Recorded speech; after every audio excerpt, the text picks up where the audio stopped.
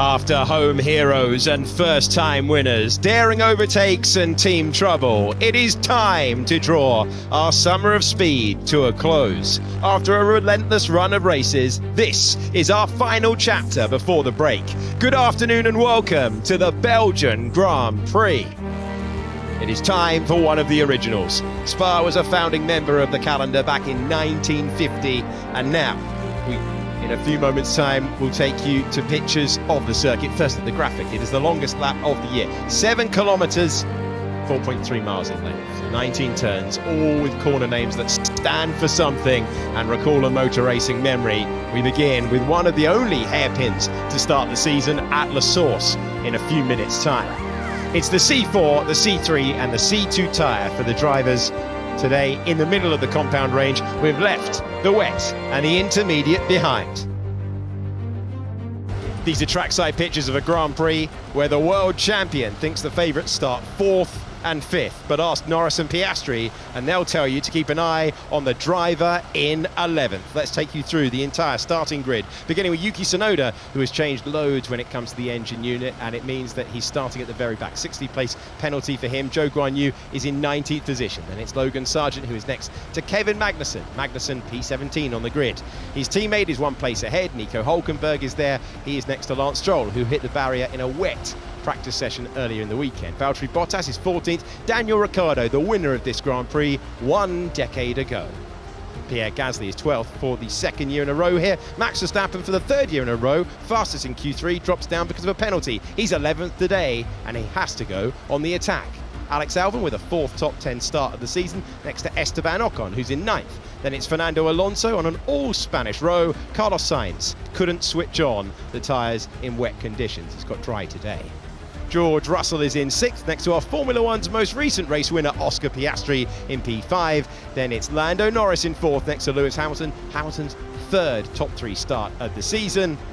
And back on the front row, his best qualifying result since Miami 8 races ago for Sergio Perez, and Charles Leclerc inherits pole position number 25 in Formula One after Verstappen's penalty.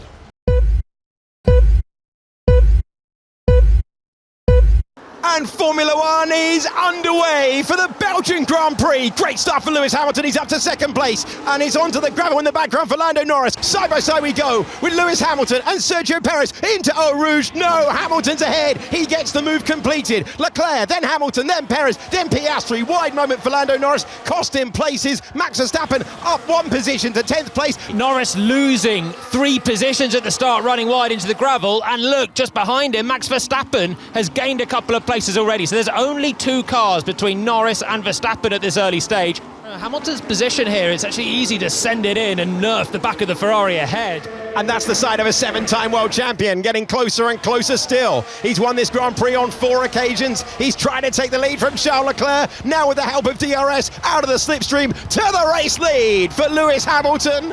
High pressure for all of the crews in the pit lane. Mercedes have delivered a 2.7 stop for Verstappen in the Red Bull. Hamilton's come in from the race lead, so is Sergio Perez. Now where is Russell? And this is crucial, Russell's getting past Oscar Piastri. They've got the same power unit in the back of the car, but Piastri has to go on the attack here. Vital that he gets to the inside of Russell for his Grand Prix. What an enthralling Belgian Grand Prix. We go on to the Kemmel Straight and Piastri has another pass as he moves up to 6th position. This is into Stavolo for Sainz. It's a big snap on the entry. That's more of a gravel brush than I was expecting. He will be lucky to keep it pointing in the right direction. Goes defensive, nothing he can do. DRS open, Russell breezes by and takes 4th place. Norris trying to get past the first of 2 Red Bulls, and Norris gets up to 6th position. How much quicker than him? Am I on target to beat him or not? It's close, it is close. Piastri's close to Leclerc again. Charles Leclerc looking in the mirrors. Piastri wants that inside line. Leclerc is not going to give it to him. So going the long way round and taking the position is Oscar Piastri. Everyone else came in for fresher rubber. He's trying to nurse that hard tyre all the way to the end. Here's Sainz trying to improve from 8th to 7th, and he's done it. He gets by Sergio Perez. And Russell is getting good drive off La Source. We're on the penultimate lap, and I don't think he's going to be able to make it. He's not there, Jolien. How can this be possible from George Russell?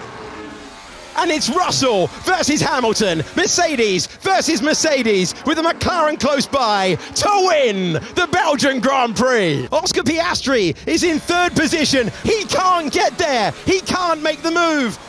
It's going to go all the way to the checkered flag, but it'll be a Grand Prix claimed with driving brilliance from the wheel of George Russell, who takes one of the greatest drives you will ever witness to the top step of the podium. George Russell wins. We finish before the summer break with 7 different winners, maiden winners in Lando Norris and Oscar Piastri. An extraordinary, record-breaking, extending win at Silverstone for Lewis Hamilton. But George Russell, one of the 7, with an audacious run on a tyre that no one thought would last. But he made it work. George Russell has failed a weight check on his car. Amazing for us to be fighting for wins, to get a 1-2 here up against such competitive teams like McLaren, who have been so quick, and Red Bull, who have been leading forever. It's really, really tremendous effort from everyone, and just have to huge congratulations to the team. We can go into the break now on the positive. Yeah, I mean, an exciting race. I'm sure it was a pretty exciting one to watch, and went down to the wire, so I really enjoyed it. A difficult one, and the dirty air was pretty unbelievable how much of a difference it made. So a tricky one to manage, and with a lack of dry running on this new surface, it made the strategy a little bit open, and obviously George got it right in the end. So I think that was a really good result for us, and don't think we could have done too much more.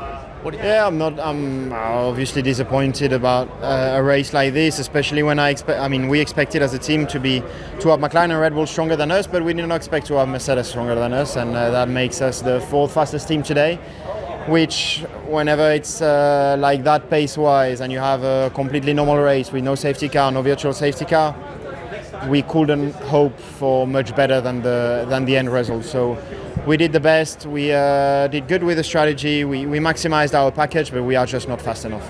The race itself was not too bad. It was just very difficult to pass. The first stint, stayed out of trouble luckily in the first few laps. Got into that DRS train and basically just stayed there. Then we tried to do a nice undercut, which I think worked quite well. But the cars we're all very similar in pace, and then it's just very difficult to move up. So I think from P11 we did a good job. I think looking at the championship, it was a positive day for me.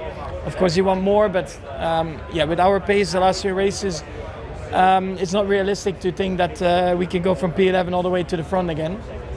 Those days are behind, unfortunately. But we have plenty of things to analyze, over the break, and see if we can improve the car starting already in Zandvoort. Yeah, absolutely incredible race. The car was feeling really, really great, and we're back and forth with on the comms. Like, I think the one stop, let's consider the one stop. Tyres are good. And I got to be honest, I was rolling the dice a little bit, but suddenly I got them into a really nice window. I got in that groove, and when I was in the lead, there was just it was totally clean air ahead. There was no back markers, no one else around, and I kind of felt like at one with the track, and it just really allowed me to get into such a great rhythm, almost like I was driving a simulator. And we couldn't have even dreamt of a 1-2 this morning.